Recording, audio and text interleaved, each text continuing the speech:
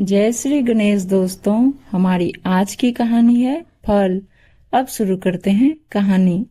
जब मैं ग्रेजुएशन में पढ़ाई कर रही थी, मेरी बड़ी दीदी को लड़के वाले देखने आए थे। उन्होंने मेरी दीदी को पसंद कर लिया था और शादी फिक्स कर दी थी। मेरे माता पिता और हम लोग भी बहुत खुश थे इस शादी से। हमारे घर की पहली शादी थी। हम सब लोग बड़ी धूमधाम से शादी की तैयारियों में लगे हुए थे। आखिरकार शादी वाला दिन आ ही गया। घर पर बारात आ गई।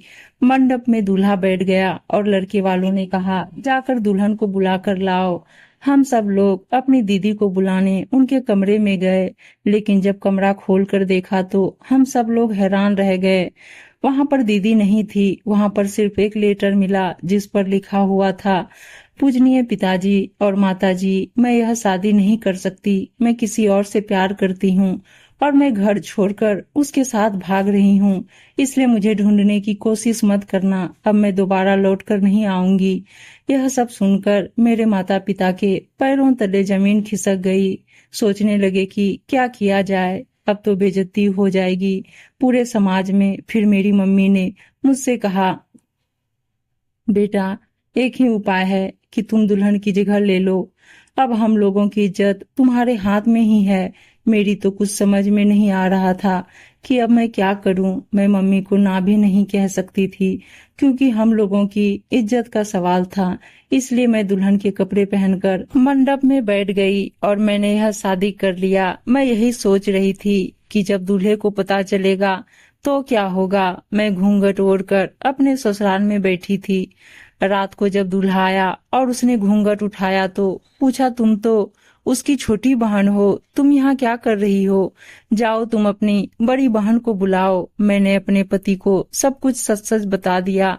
यह सुनने के बाद वह बहुत तेज गुस्सा हुआ और मेरे मुंह पर 2-3 थप्पड़ लगा दिया और मैं वहीं पर गिर गई। मेरे मुंह से बहुत खून निकलने लगा, लेकिन उसने मेरी तरफ ध्यान नहीं दिया और बहुत चिल्लाया और कमरा छोड़कर बाहर चला गया। मैं रात भर रोती रही और मैं कर भी क्या सकती थी। आखिरकार गलती हम लोगों की ही थी।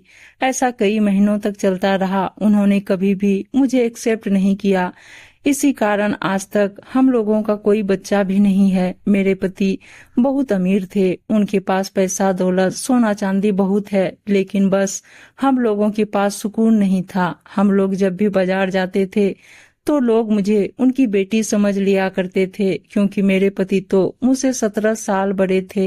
ये देखकर वह मुझसे और भी ज्यादा जल जाते थे। इसलिए वह मुझे कभी भी अपने साथ लेकर नहीं जाते थे। एक दिन मैंने पड़ोस में एक लड़के को देखा जो मुझे घूर रहा था। मैंने जब ध्यान से उसको देखा तो यह वही लड़का था जो मेरे साथ मेरे क्लास में पढ़ता था। उसका नाम रोहित था। हम लोग कभी एक साथ बैठकर बात कर लिया करते थे। मेरे पति से तो मेरी हमेशा लड़ाइयां ही होती थी।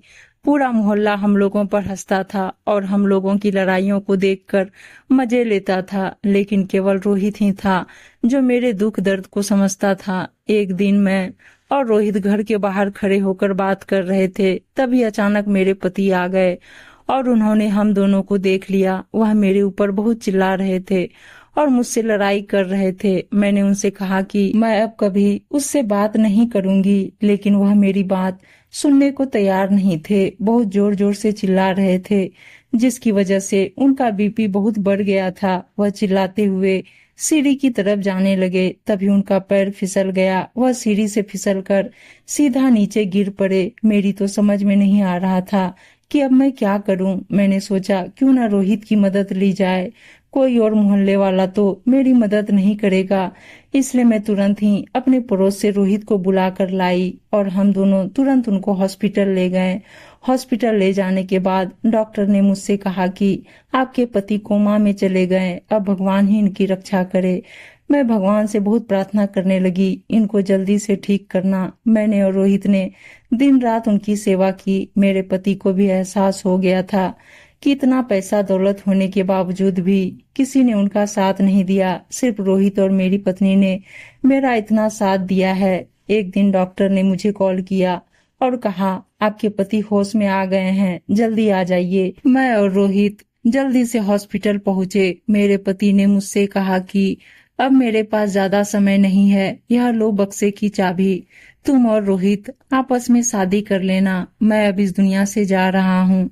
तुम लोग हमेशा खुश रहना, यह कहते ही वह इस दुनिया से चले गए। हम लोग बहुत रोए और उनको अंतिम विदाई देकर अपने घर लौटे तो वह चाबी से हम लोगों ने वह बक्सा खोला तो हम लोगों के होश उड़ गए। उस बक्से में इतना सोना, इतना चांदी था कि हम लोगों की 7 पुश्तें बैठकर खा सकती थी। मैंने और रोहित ने शादी कर ली। आज हमारे 2 बच्चे भी हैं। आज हम लोग मजे से अपनी जिंदगी जी रहे हैं और बहुत खुश हैं। अच्छे इंसान के साथ हमेशा अच्छा ही होता है। जिंदगी में आप सिर्फ भलाई करते रहिए, वह भलाई का फल आपको एक दिन जरूर मिलेगा। उम्मीद है दोस्तों कहानी अच्छी लगी होगी और अच्छी अच्छी कहानियां सुनने के लिए चैनल को सब्सक्राइब और वीडियो को लाइक शेयर जरूर कर दीजिएगा। धन्यवाद दोस्तों।